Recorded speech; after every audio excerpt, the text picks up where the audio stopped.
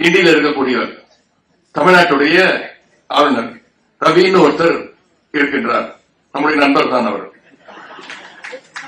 அவர் தேர்தல் பிரச்சாரத்தை ஆரம்பித்து விட்டார்.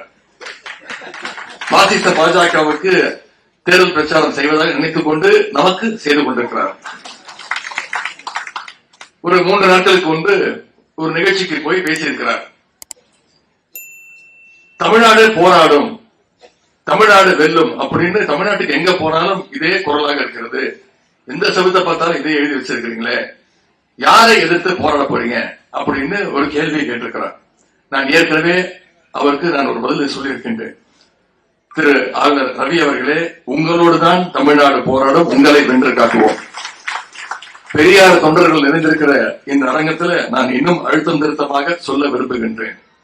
மாநில உரிமைக்காக தமிழ்நாடு போராடும், சமூக நீதியை காக்க தமிழ்நாடு என்றும் போராடும், மதவெறியை சாதி வெறியை எதிர்த்து தமிழ்நாடு நிச்சயம் போராடும், இந்தி திணிப்பை எதிர்த்து தமிழ்நாடு தொடர்ந்து போராடும்.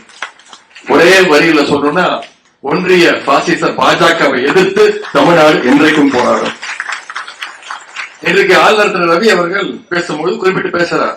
அவர் தமிழ் கத்துக்கிறாரா, தமிழ் கத்துக்க முயற்சி எடுத்துக்கிட்டு இருக்கிறாரா. நீங்க தமிழ் கத்துக்கணும்னு முயற்சி பண்றீங்களே, அதுக்கு தமிழ்நாடு போராடினதுதான் முக்கியமான காரணம். அன்னைக்கு தமிழ்நாடு போராட்டம் இருந்திருந்தா ஆளுநர் ரவி அவர்கள் இன்னைக்கு தமிழ்ல பேசியிருக்க மாட்டார். நாமெல்லாம் ஹிந்தியில பேசிட்டு இருந்திருப்போம். இன்னைக்கு இந்தி திணிப்புக்கு எதிரான உணர்ச்சியை இந்தியாவிலே தமிழ்நாட்டில் முதன்முதலாக உருவாக்கியவர் தான் தந்தை பெரியார் அவர்கள். 1937 தந்தை பெரியார் தான் இந்தி திணிப்புக்கு எதிரான முதல் போராட்டத்தை தமிழ்நாட்டில் தொடங்கி வச்சார். அப்ப தொடங்கி இப்ப வரைக்கும் எப்படியாவது தமிழ்நாட்டில் இந்தியை திணிக்க இன்னைக்கு வரைக்கும் முயற்சி பண்ணிட்டு இருக்கு ஒரு கும்பல். சமீபத்தில் புதிய கல்விக் கொள்கை ஒன்றிய பாஜக அரசு தமிழ்நாட்டுக்குள்ள திணிக்க பார்த்துச்சு. ஆனா தலைவர் அவர்கள் மற்ற மாநிலங்கள்லாம் ஏற்றுக்குச்சு. தமிழ்நாட்டு முதலமைச்சர் வரைக்கும் தமிழ்நாட்டு முதலமைச்சர் மட்டும் அதற்கு குறுக்க நின்றார். ஏன்?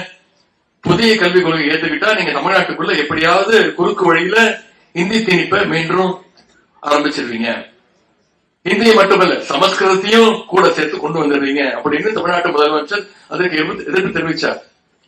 ஒன்றிய அமைச்சர் திரு தர்மேந்திர பிரதான் அவர்கள், பள்ளி கல்வித்துறை அமைச்சர் சொன்னார், புதிய கல்விக் கொள்கை நேஷனல் எஜுகேஷன் பாலிசியை தமிழ்நாடு ஏத்துக்கலன்னா ஒன்றிய அரசு கொடுக்க வேண்டிய நிதி 2500 கோடிய தமிழ்நாட்டுக்கு கொடுக்க மாட்டோம்.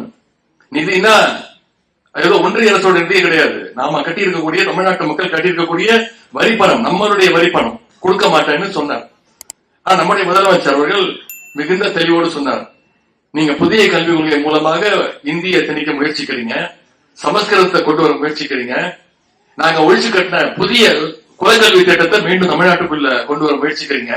2500 கோடி கிடையாது, நீங்க 10,000 கோடி கொடுத்தாலும் எந்த நாளும் உங்களுடைய புதிய கல்விக் கொள்கையை தமிழ்நாட்டுக்குள்ள நான் உடைய விட மாட்டேன்னு சொல்லி சட்ட போராட்டத்தையும் நன்றி அதை பண்ணி அதையிலும் வெற்றி கண்டவர் தான் நம்முடைய முதலமைச்சர் அவர்கள்.